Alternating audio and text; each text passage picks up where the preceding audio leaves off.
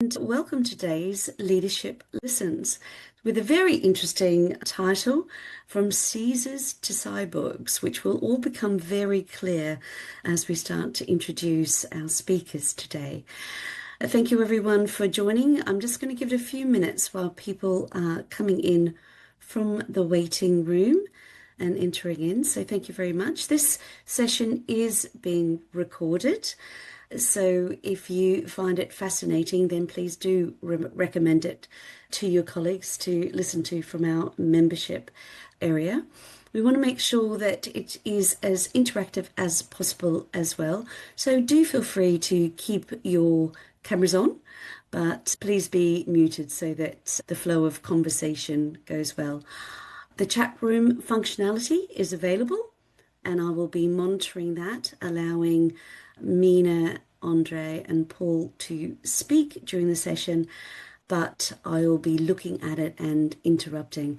If you do want to interrupt, we do have the functionality where you can click on the react button, which is the heart-shaped button at the bottom of your screen, and you can raise your hand, and we can look at that through there as well.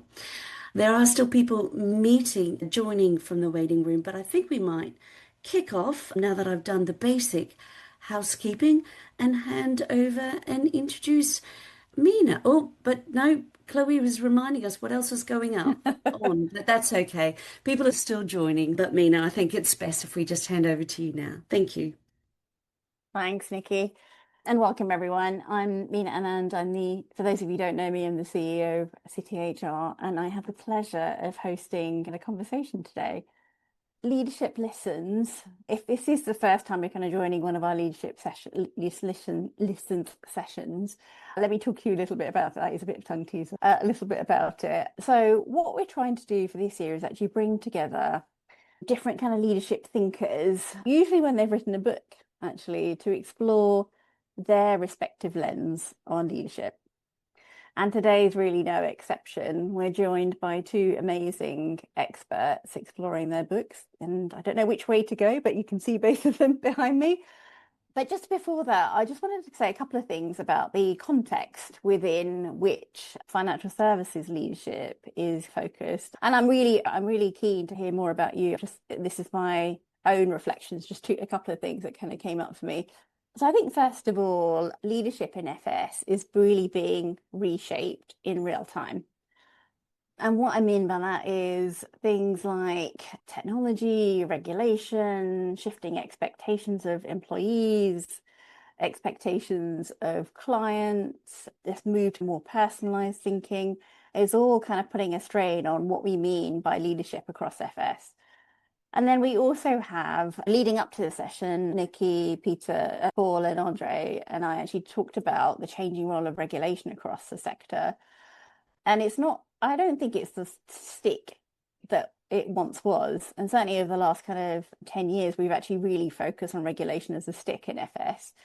But if you think about the context of kind of growth across the sector, regulation often kind of hinders rather than helps growth. So there's just a couple of things in terms of context that I wanted to bring into the room, but more on that later.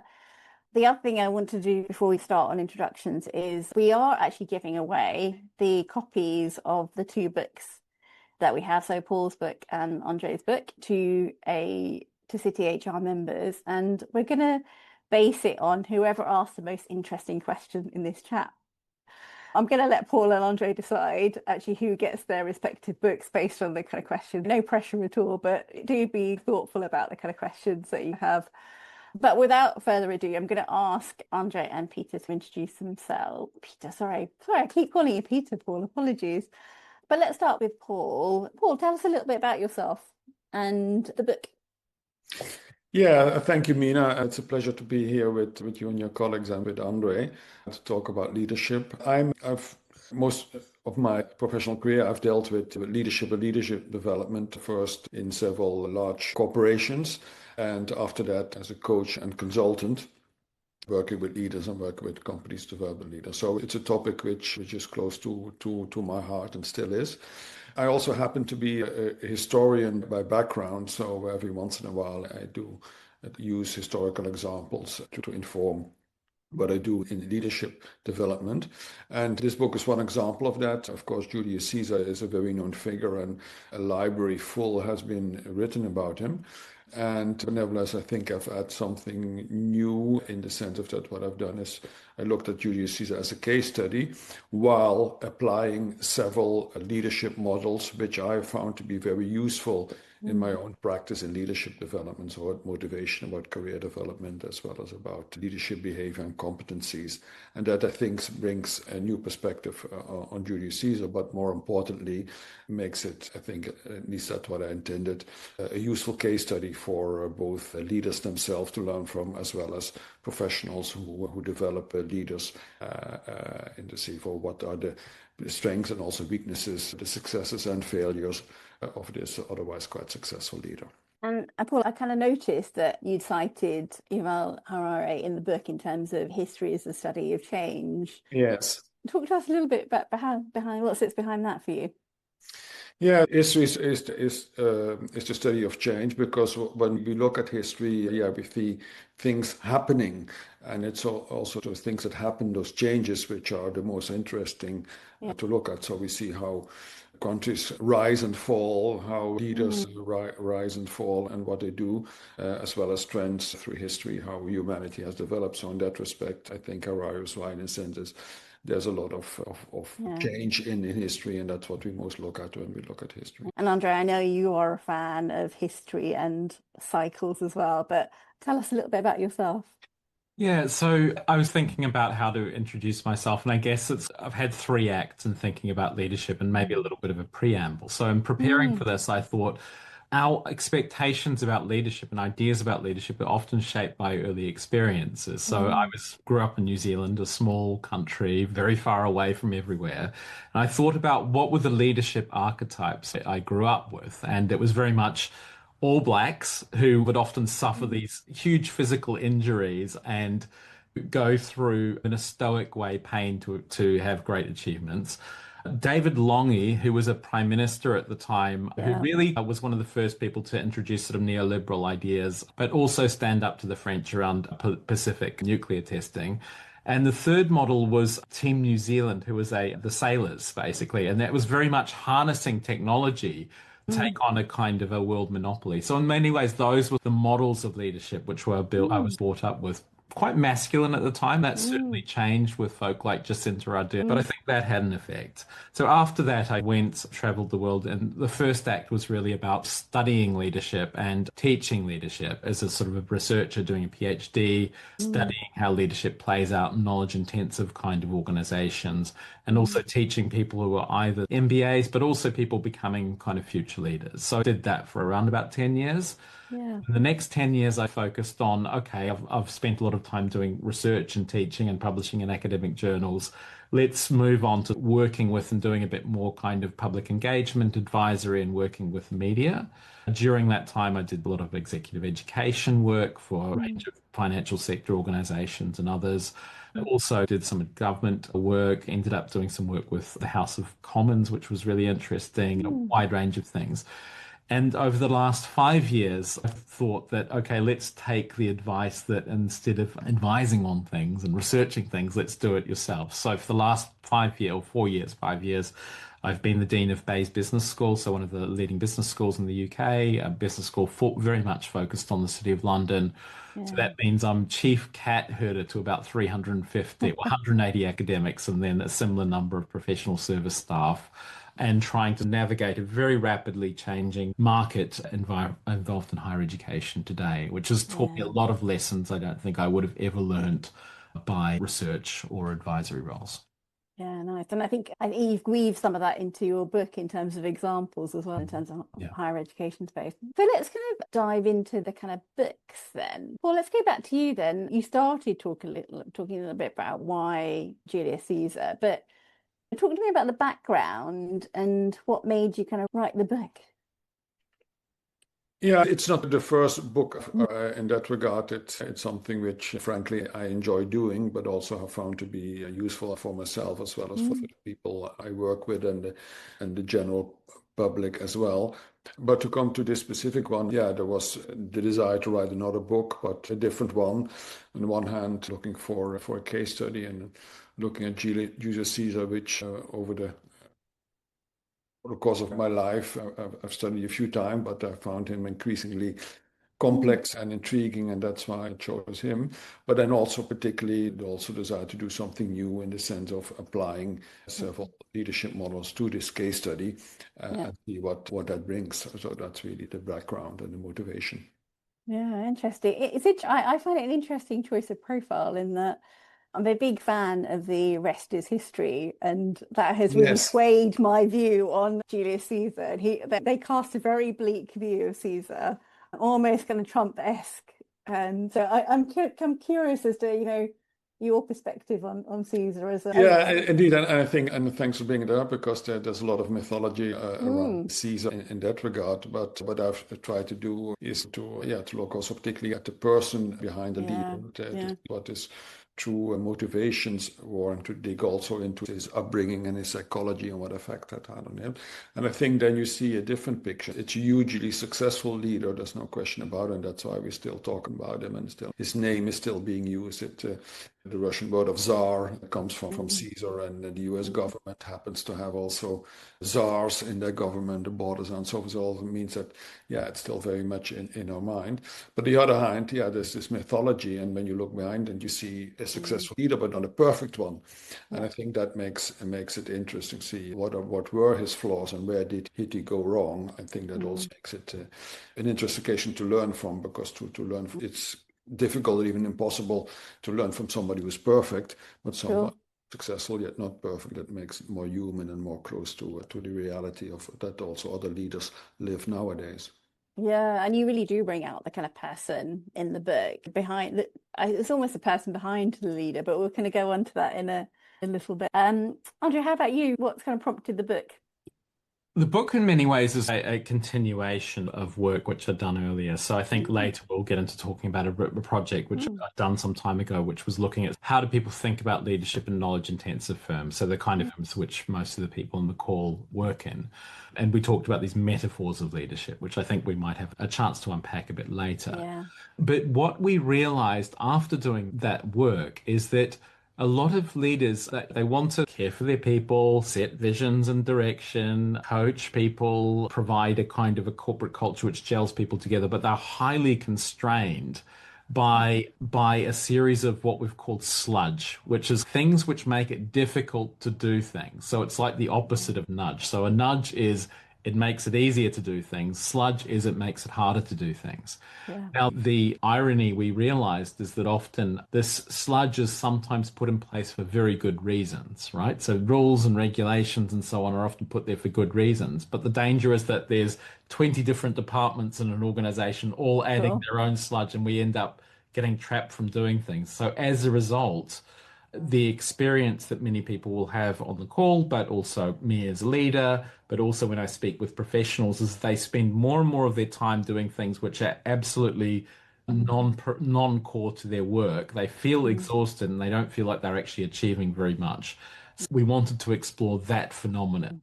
Probably the final way to put this is the easiest, one of the great prompts we had was thinking about when you sign up for a subscription and you think, I want to cancel that subscription. Sometimes it's incredibly easy, but most of the time it's going to take you a lot longer than it took you to sign up. And we spend just in our life doing these things. So our question is, how did that come about? What can we do about it? Yeah, no, nice. I love the metaphor around sludge as well. And I hadn't really thought about the kind of opposite to nudge, but that's a really lovely way to put it. So we have a financial services kind of audience and largely kind of leadership development, talent development individuals in the kind of virtual room. I started talking a little bit about what some of the themes that are kind of going on in financial services. I know that both of you understand the kind of FS sector. So talk to me about your observations around what's happening in financial services. And how leaders might need to respond to that? You want to go first, Andre? Yeah, go ahead. Oh, go on, Paul. Go on, Paul. You've got the mic. So I think there are two major things which come to mind, which affects financial services at the moment. On the one hand, it's technology, and particularly AI, which has a significant effect, both positive and negative, I think, on the way financial services work. And that's a significant leadership challenge to, how do you integrate that technology into your business while benefiting from the benefiting and reducing the risk and disadvantages. And the other one has to do with what you mentioned earlier, Mina, is the regulatory framework, which has been going back and forth depending on what crisis we are in. And that seem to be now in a trend again of deregulation, which poses its difficult challenges. Again, there are opportunities because it gives you more entrepreneurial freedom, and on the other hand, if the government doesn't take care of your risk management, you have to do it yourself, and to make sure that nothing happens. So I think those two things together, deregulation and technological innovation, makes that leaders, I think, in financial service particularly have to do with uncertainty at this moment. Yeah, totally. Andre, what about you? Yeah, so I think that there's kind of two traps which many financial sector organizations find themselves in. One is the complexity trap, which is the world is very complex, the environment is changing, so we always add and add, right? So we're constantly trapped in this kind of idea that we face a problem, let's add something. And it's very much human nature. There's a lot of psychological research done on this, which is called the addition bias. So when we face a problem or we want to innovate, you ask people, how can we change this or whatever? People always want to add something. There was a study which was done on, I think it was looking at how do you improve universities. 96% of people, when asked how do you improve university, would add something. And I'm sure it would be exactly the same thing in the financial services sector. So we always add and add. But a lot of the time, actual innovation comes from taking things away, right?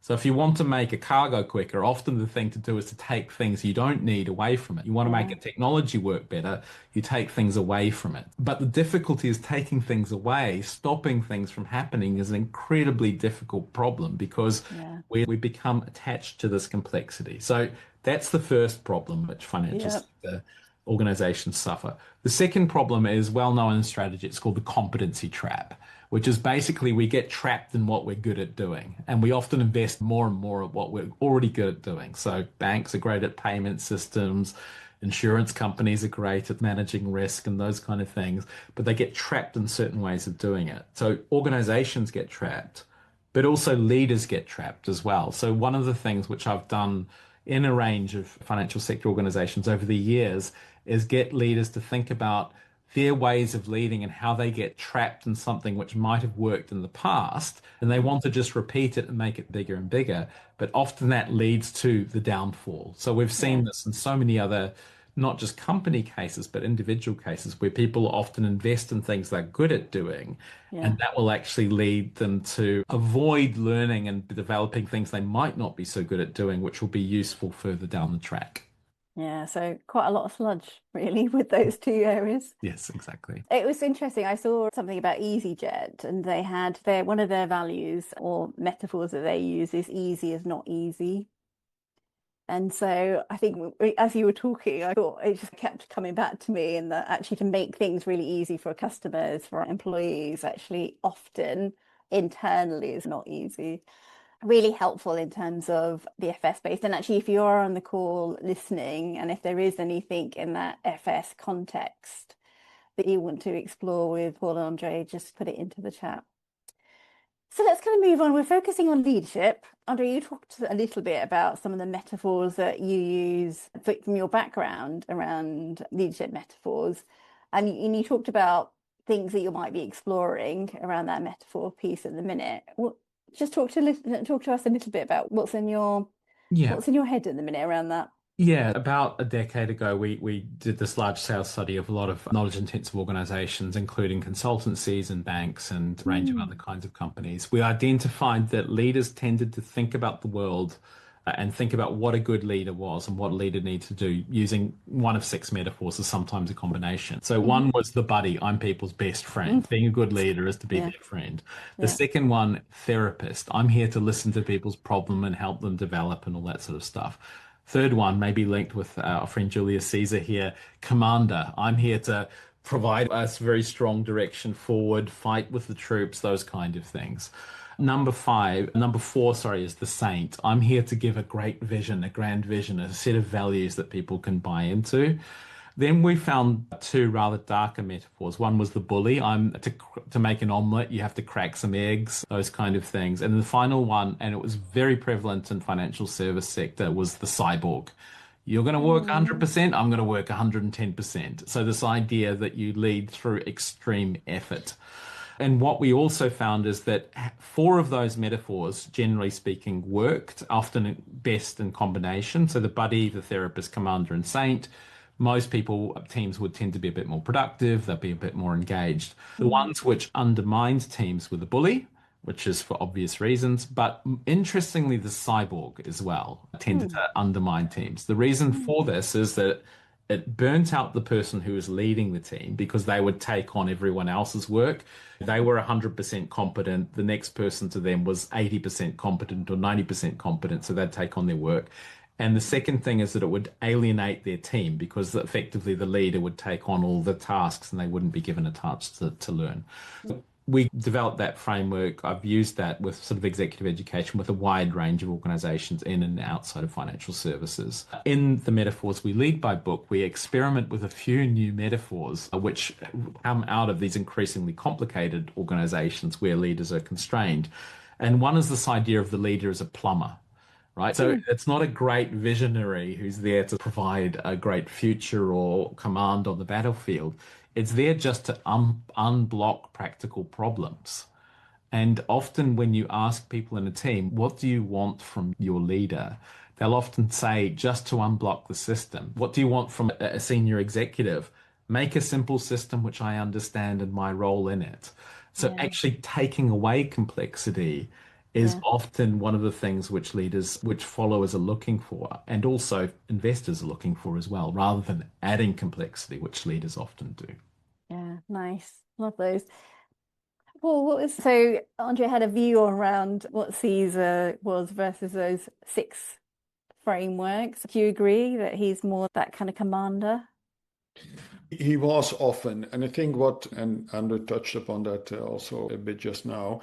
I think the most successful leaders, and that also sees the case, are those who are able to switch roles or to switch a metaphor today. So Caesar was a commander when he needed be, but he also was a cyborg when he needed, because I think a cyborg can be quite useful. There are situations where you have to pull through an all-nighter, and with Caesar there were certain military campaigns where he had to be very fast and pulled his troops through night marches, day longs, and so forth. And that's okay as long as you, after that, become, to stay with Andre's metaphors, a therapist or a buddy, which allows the team to relax and to recharge and so forth. So I think one of the key distinguishing features of a successful or less successful leader is to know, when do I apply this specific style of leadership to the situation according to whatever the situation requires. And that kind of assumes that leaders have a number of different kind of capabilities and kind of skill areas. So I know, and Paul, I know from the book, you've actually done a lot of kind of diagnosis around what make the capabilities that make a good leader. Perhaps kind of talk about some of those that you kind of think actually they're kind of almost essential. So from my perspective, I think that, of course, there's a number, but I think the interesting thing is that you need, for certain situations, for other stages in your career, somewhat different capabilities. I think when you are, let's say, in the early and mid stages of your career, being able to manage a team is very fundamental to do whatever you need to do and to reach performance. Whereas if you're a top leader, that's much less important. You're more engaging or motivating the wider organization and stakeholders. And a key, which always in my coaching come across, a key feature is always, do I understand my role, what that role requires? And based on that, am I able to let go of the things which have made me successful in the past and develop new capabilities which are necessary for this particular situation. And what's also interesting, I think, and that was particularly visible with Julius Caesar at the end of their career. It's not only developing new capabilities, but it's also are you able to tone down certain capabilities which are very good or have worked in the past to focus on other capabilities. Yeah, totally. So flexibility, Because but sometimes also you can be changing. too good for your job. Yeah. You need to be aware of that. And yeah. Yeah, and actually, I think one of the things that kind of came up in the conclusion of your book was Caesar compensated for his weaknesses with his confidence. Yeah. Yeah. And so, yeah, but he's playing that confidence card almost too much. Yeah, Yeah, absolutely. And then double down on certain things which yeah, depending on the totally. situation, may not be that helpful. Yeah. Yeah. Andrew, have you got any additions? Oh, Yeah. actually, not. We did not. Maybe some takeaways as well. Yeah, so I think one of the initial kind of big leadership challenges you face with sort of mid-level leaders is this idea of building out your horizontal leadership skills. So often people Yeah. invest and they get into a leadership position, they do very well at commanding or being the buddy, or those kind of things. And then what we have to do is to get them to see, okay, you can't solve every problem by doing that. And you need to sort Yeah. of develop some more tools in your leadership toolbox. Yeah. And the hardest thing, this is probably where coaching would come in, is getting them to step outside of their comfort zone and actually try something on. So, for instance, I remember working with a very large transport organization in London, and a lot of their folk were very much either buddies or commanders, but they didn't want to provide a vision. And you had to work with them and get them comfortable with providing, this is where we're going, this is what the future looks like, those kind of things. So that's one leadership challenge, is getting people to build out these different skills. The second one, which Paul actually mentioned, is what you might call a kind of vertical leadership challenge, as people step through different roles. Yeah. You have to develop a capacity for sort of abstraction and being able to let go of the things which have got you there in the first place. So Yeah. being able to look across different silos and occupations and seeing things from that perspective, but also see in the round, and also to let, not totally, but being able to begin to let go of some of the details.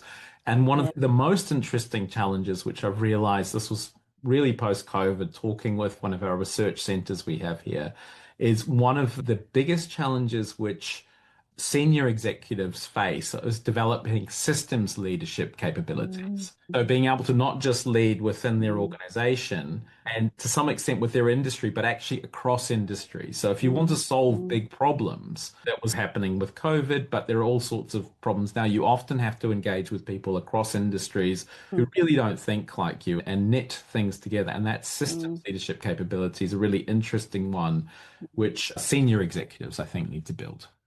Absolutely. Thank you. We're gonna move on to a little bit about how we develop leaders. But before we do that, Nikki, are there any questions? Oh, let's pause and take some questions from the audience. The only one in the chat room is actually from me. To encourage people to raise their hand and have a chat. It did get a thumbs up though. I wrote it quite early on, which says sludge as a word is something that really resonates for me. And from my lived experience of working in a variety of sized organization, it felt like the smaller the organization, the more nimble we were, but the larger the organization, the slower we were and the more controls people put in place. And I think it speaks to your things, Andre, about there was a bit more of a command and control culture rather than one of trust and empowerment. And it just made me think about actually, as leaders, as we talk about the vertical and the horizontal, how much do you see, and this is to both of you really, right? How much do you see with your coaching or your researching that sort of says you can see that people don't want to let go of their control and they need it to feel competent and confident as a leader? Yeah, if I may, there is in this week's, I think it's in this week's Economist, a great column by Bartleby, who always writes about life at work. And what he does in this column, he imitates email conversation between different people in an organization about what questions should be in a questionnaire or not. And it's too long to talk here, but it's really hilarious and it really says on how things go between people and nobody takes a decision and just adds stuff and so forth. It's really fun to read. Nice. So, yeah, so there's a range of things to add that often we see our own processes and things which we put in place as necessary, but the other department's processes are Absolutely. just sludge, right? And of course, if it's the other way around. So I think the first thing which we need to do is to start really asking ourselves, is this really necessary or not? So that's the first thing. The second thing is periodic corporate house cleaning is important, I think. And I'm not just talking about restructuring and process, but it's also about Mm, processes, policy, all of that sort of stuff. mm, We need to do a little bit of decluttering every now and then in mm. our own lives and our own backyards. The third thing, and there's a really wonderful book called The Friction Project, which is by Yeah, Bob Sutton and Huggy Rao, great. and they talk about some very practical tips that all leaders can use. So one is called the rule of halves. And it's to say, what can you half within what you're doing? So, for instance, could you half the number of meetings? Could you half the length of emails? Could you half the length of your standard meeting, which you set up when you do a call? So, large organizations, it's often a standard hour-long meeting. Can you half that to half an hour? What about 15 minutes? Yeah. And doing that might not get you down to half, but there might be ways of cutting things back, which have become routine, but don't necessarily need to be that way. Yeah, totally. Love that. Nikki, I see a We do couple of, have two more yeah, questions. go for it. Yeah, we've one from Sandy is how has technology reshaped the sources of authority and legitimacy for leaders compared to earlier periods where power was more positional or coercive? Let me give that a shot. I just spent a day actually at a research seminar at Imperial. There's an international group of researchers who are looking at data science and new forms of technology in organizations. One really interesting study, which was done in a series of financial sector organizations, was looking at the rise of new forms of technology like data scientists and people who are kind of specialists in technology in firms. And this is very much happening within banks and how they fit with subject matter experts. And what they found is that effectively the subject matter experts tended to think, okay, what's my KPIs telling me? What's my business problem? What's my solution space? And then let's go and gather the data within to come up with a solution in that solution space. Mm, The technologists or the data scientists tend to say, what's possible with this technology? Or what could we look at with the data? They begin experimenting with the technology or data, and they come up with a range of potential solutions. Now, these two groups of people who are supposed to work with each other to come up with a solution, often the solution and the problem never matched. So as yeah. a result, an incredible amount of time was spent by both groups of people who either didn't understand the solution space or didn't really understand the data or technology. So one of the biggest kind of developmental challenges, I think, is the developmental challenge for the data science folk or the tech folk is understanding the business needs in the solution space. And from the data and from the subject matter experts, it's understanding what's actually possible with the technology. So true, Andrea. And just to add, one of the firms we work with on an associate basis is Cambridge Spark, which runs kind of education programs around Yeah. AI. And I was talking to their CEO a couple of weeks ago, and they basically said exactly what you're describing. Yeah. He can tell you what the art of the possible is, but he doesn't know each and every function and how they might be able to use Yeah. Maybe I can AI in make this case to solve. Yeah, and maybe I can make one other really interesting insight was AI should be making things easier, but it's actually exhausting people. So I know within the Yeah. HR space, many of you are just totally overwhelmed with, Mm, say, applications for jobs, which are all AI generated. And then as a result, you then have to mobilize AI to assess them. And as a mm, result, these technologies which are supposed to make life easier for people sometimes actually make because the cost of production of forms and rules and regulation and CVs and everything goes down to almost zero. We get flooded and then we get overwhelmed. So absolutely. that's one of the biggest people management challenges I see today. Absolutely. Paul, any reflections on the Yes, technology? we may be near a new interesting development with regard to leadership and Mm, technology based on the question. Because what we've seen over time is that the introduction of technology has given leaders, particularly at the top, more power. I've started my career in the time of fixed telephones and when trying to reach people in far-flung places from the central office of Royal Dutch Shell, I had to hope mm, that somebody would be in their office to pick up the phone. Otherwise, I would not be able to have a conversation with them, let alone mm, influence what they were doing. And we've also had sales reps were out there in the field and to go to a phone booth to call their mm, boss to report mm. back. Nowadays, your boss can reach you anywhere, wherever you are, even at home, through a Yeah. mobile phones, and the same with video conferencing. So there's been a huge centralization of power towards the central office or the headquarters, which has not always been helpful, and it certainly also has contributed to complexity. Now, with the introduction of AI, things may change because everybody has access to that AI.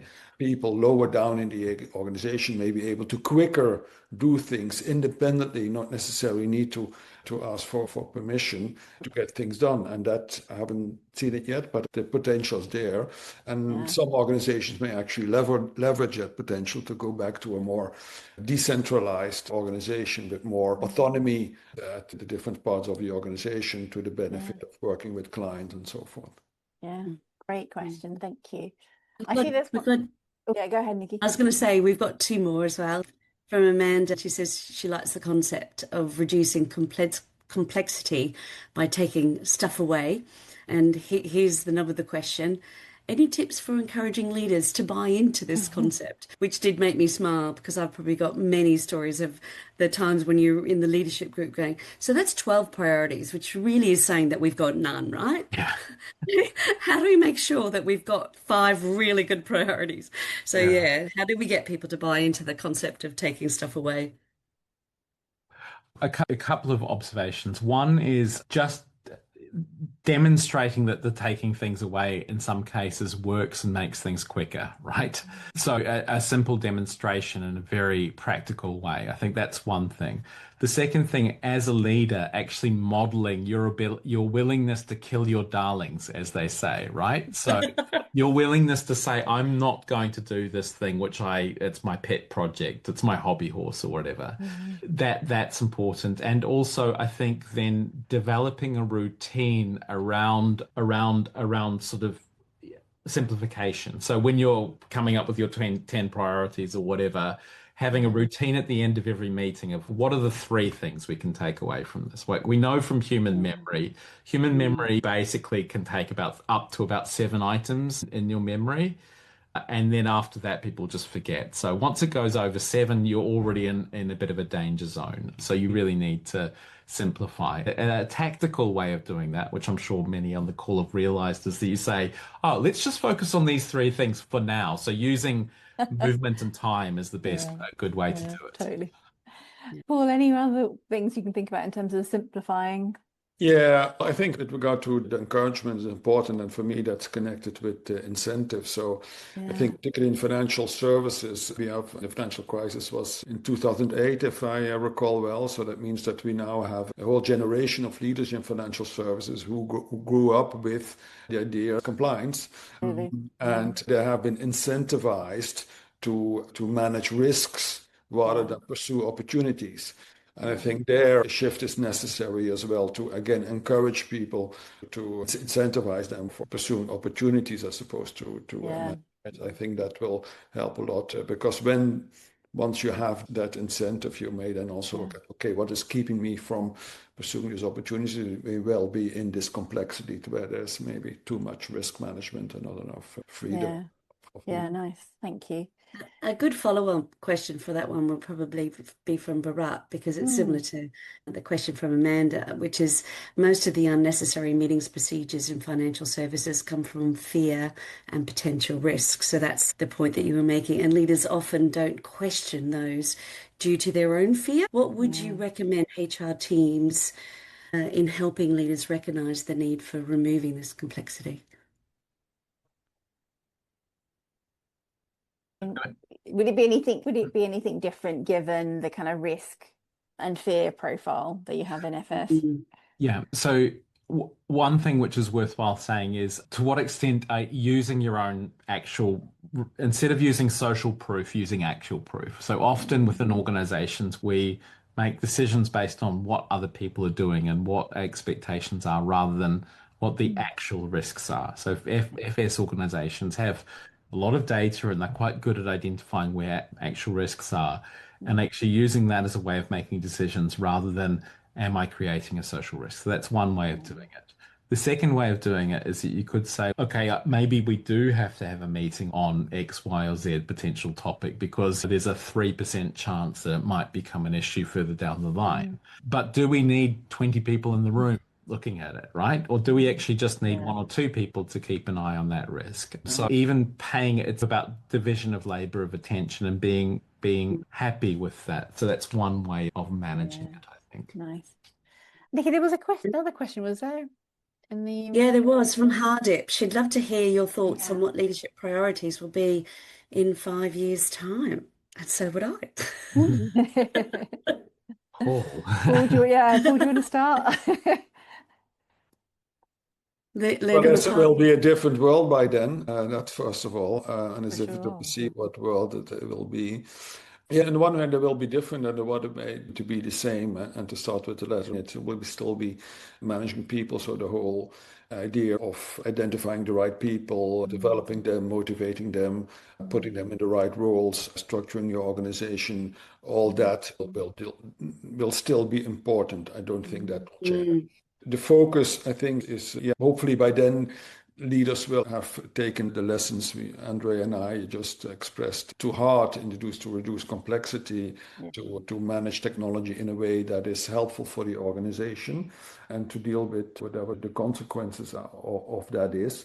I think one thing which comes to mind, which probably a trend, which is already a trend, but which probably a trend which will continue, is that leaders, because also again of technology, social media, and so forth, will be even more in the public eye.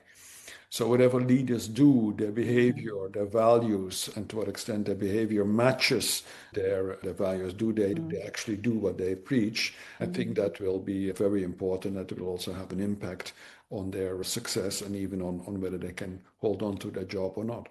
Absolutely. Andre, anything to add? Yeah, maybe one way to answer the question is that, so Paul's given you a lovely description of the dynamics within an organization, but if we zoom up to the sort of 1,000 feet level or 2,000 feet or whatever, what are the big mega trends that are going to shape the economy in the workforce? Number one, aging society, right? We know that's happening. We know that we're at a moment in society, unique moment in human history where we're below the replacement rate for a population is 2.2 children per woman, and we're about at 2.18 or something like that, and that's going to go down. So you're going to have an older and older society, fewer young people. That's going to have a profound effect on all sorts of the economy, but also your workforce. I think there's something around that.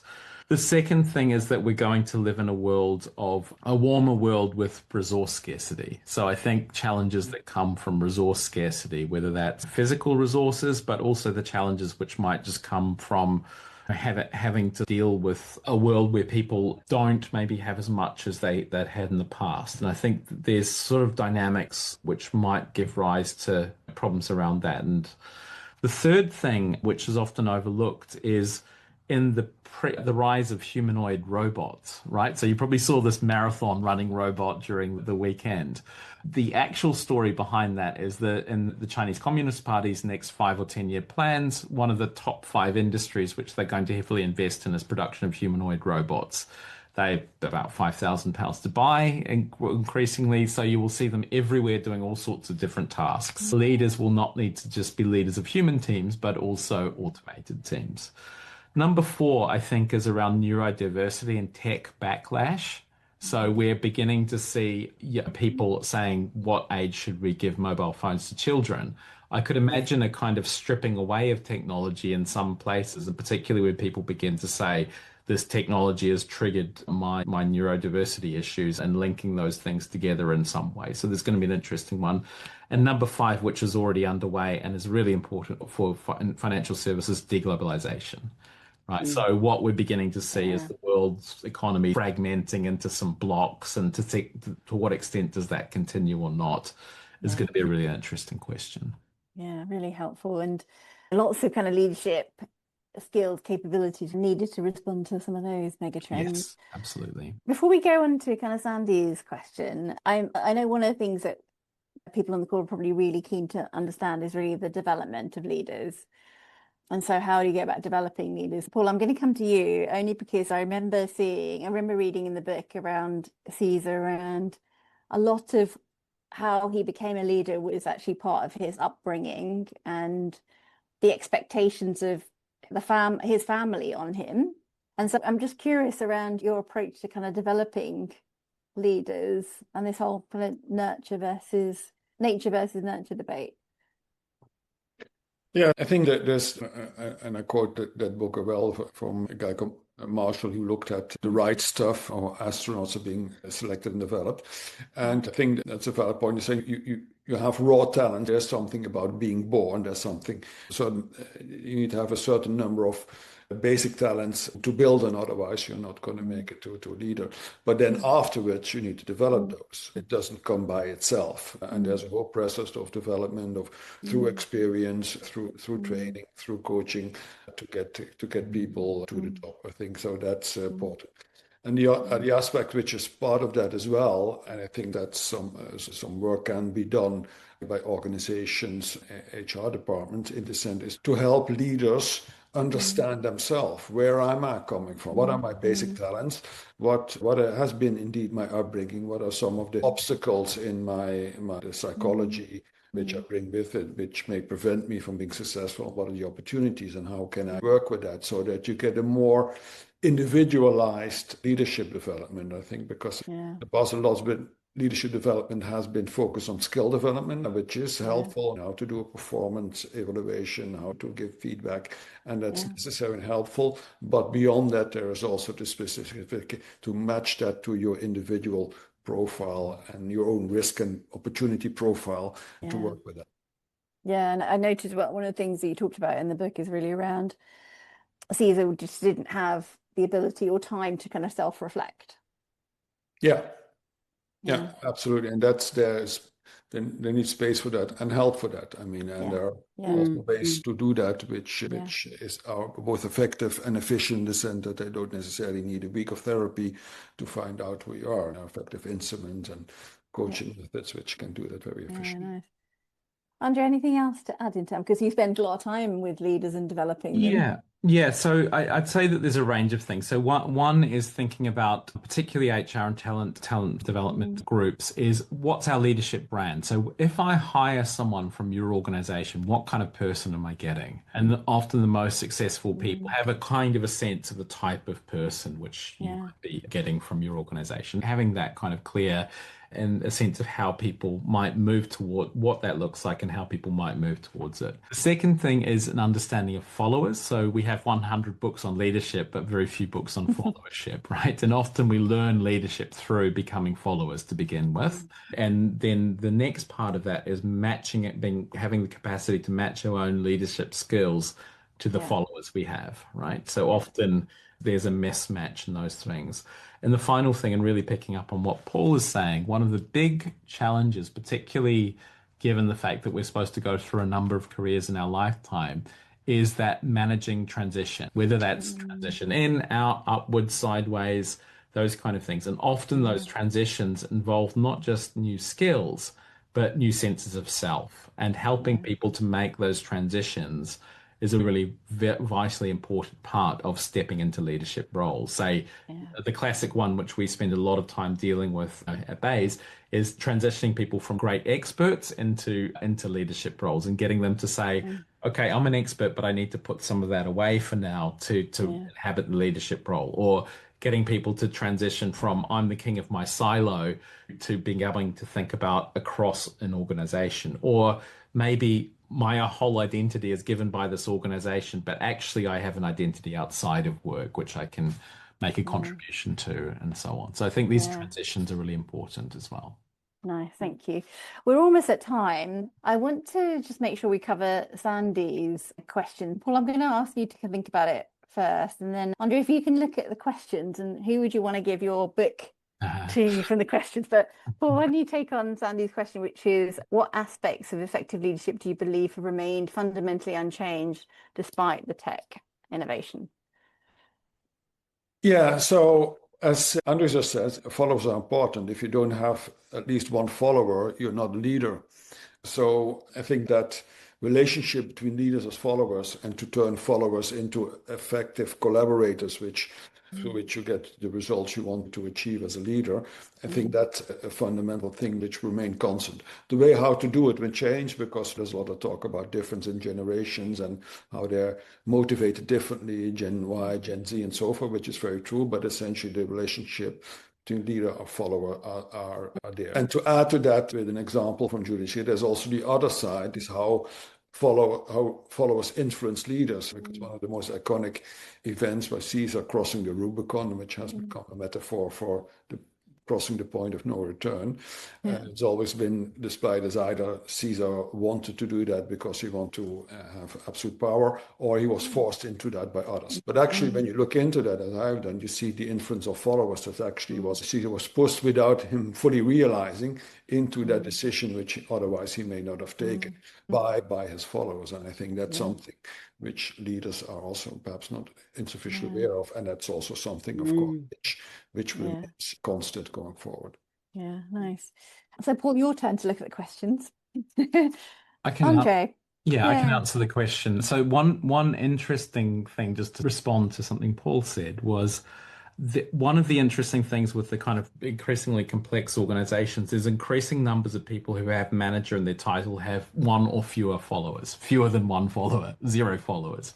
So often we're learning about managing when you think about in a managerial role, often the management skills you're developing isn't leading people downwards, but it's working sideways. And the number of people with manager titles in their position has gone up, but the number of direct reports they have has gone down. So one of the biggest skills which needs to be developed is this kind of leadership through influencing or leadership through networking.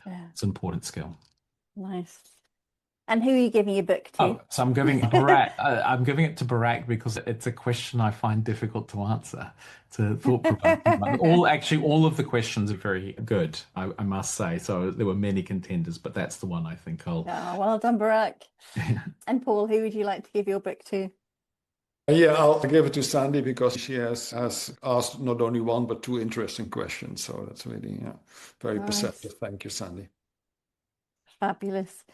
I think we're at the end. So all that leaves me to kind of say, so thank you, Andre, thank you, Paul, for kind of joining us. And thank you for the people on the call today. Really helpful questions. And thank you for joining. And let's look forward to the next Leadership Listens. Really appreciate it.